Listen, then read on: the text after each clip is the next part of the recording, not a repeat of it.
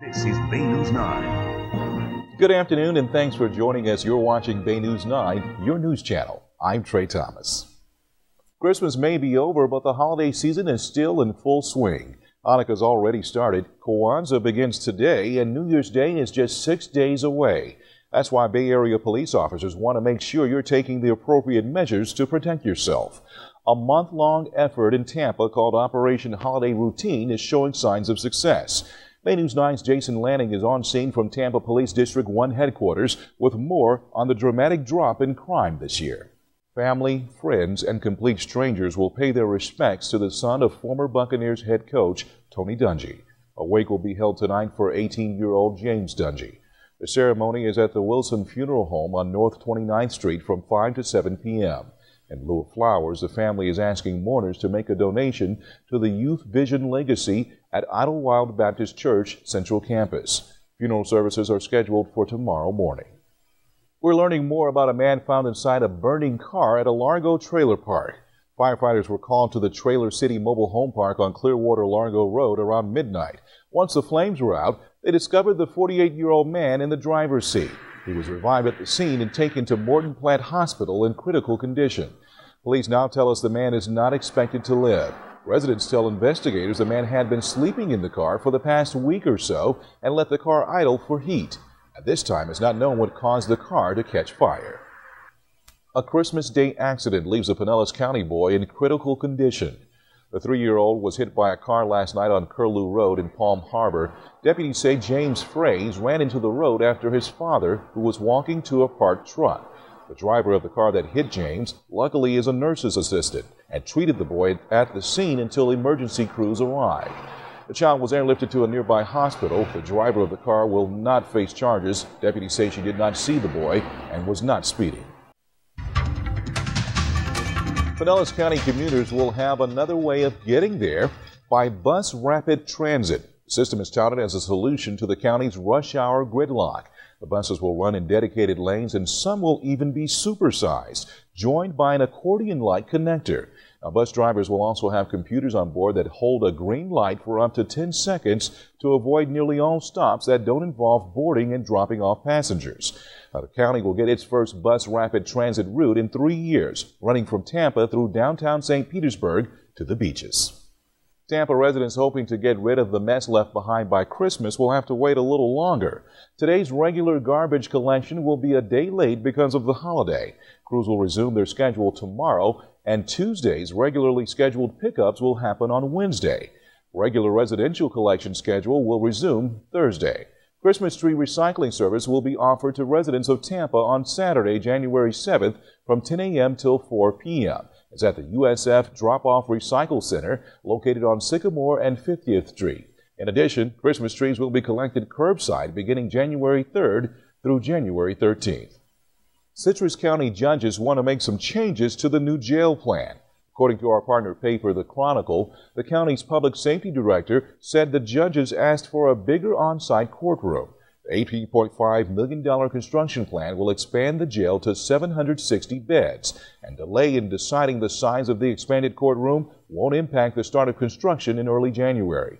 The warden says he doesn't know yet if the judge's request will be granted. You've heard the pros and cons. Now learn what hormone therapy can do for cancer. That's at 23 past the hour in our Bay News 9 Health Team 9 Health Watch. But first, a holiday greeting helped save the life of an Oklahoma man. Wait till you hear how. Next in our News from Beyond the Bay. Hundreds of mourners across Southeast Asia mark the first anniversary of the deadly tsunami. This leads our News from Beyond the Bay at this hour. Mourners and survivors alike gathered at the water's edges to remember the some 216,000 people killed by the tidal wave.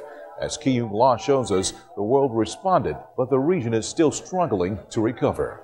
Hurricane Katrina's widespread devastation in New Orleans didn't wreck the holiday for everyone in the Big Easy.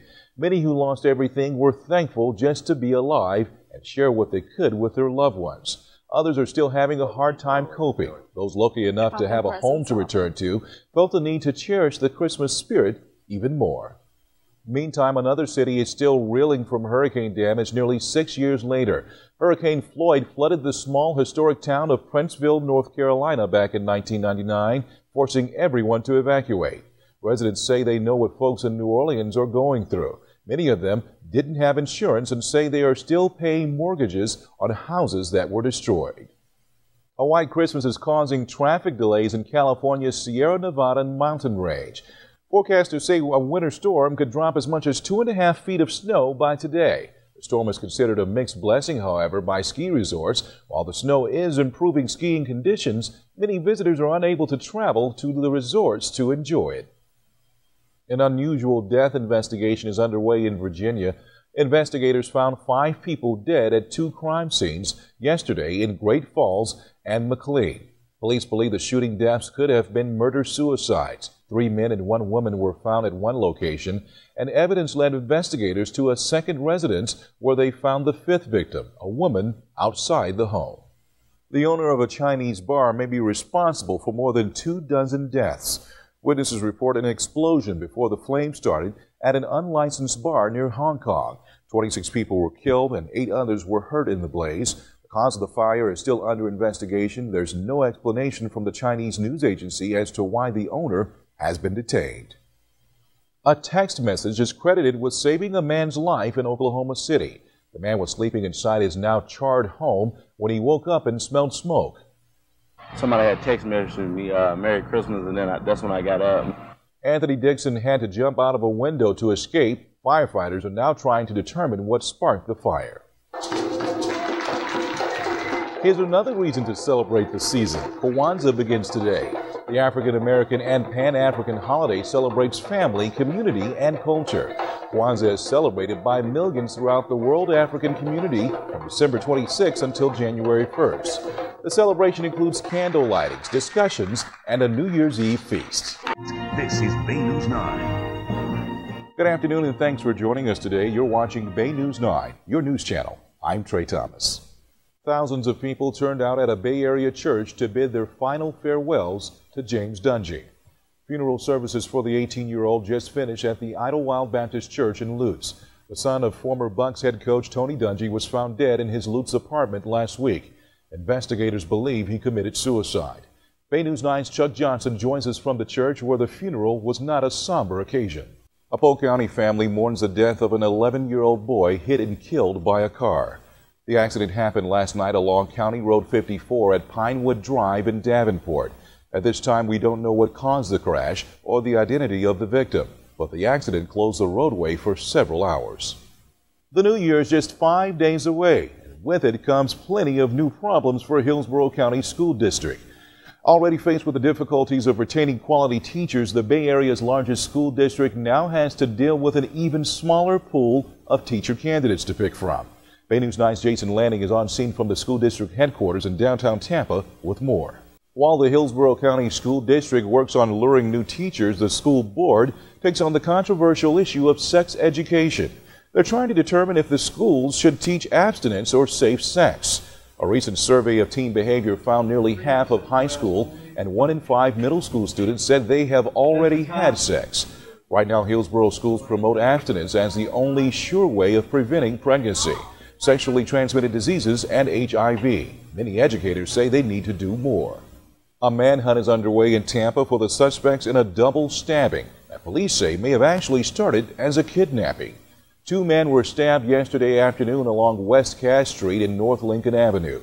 Investigators tell Bay News 9 the attackers stabbed 44-year-old Ronald Andrade as they tried to throw him into a Ford Aerostar van. Officers say the second man, 63-year-old Lynn Guerreri, was hurt when he tried to help Andrade. Both victims were taken to the hospital and should be fine. Pinellas County Sheriff's deputies try to deal with the loss of one of their own.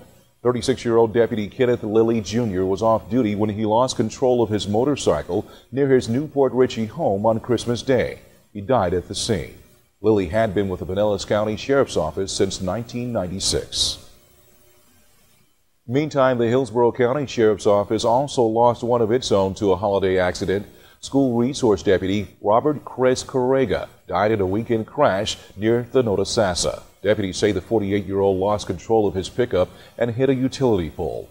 Correga started at the department as a detention deputy in June of 1981. He later became a truancy deputy, then a school resource deputy at Turkey Creek Middle School since 2001. Bay Area beach communities could get a boost from new development. Some folks want things to stay just the way they are. Earlier this month, the Indian Shores Town Council approved site plans for 2 more condos along Gulf Boulevard. One condo will be built where a landmark restaurant stood for more than 30 years.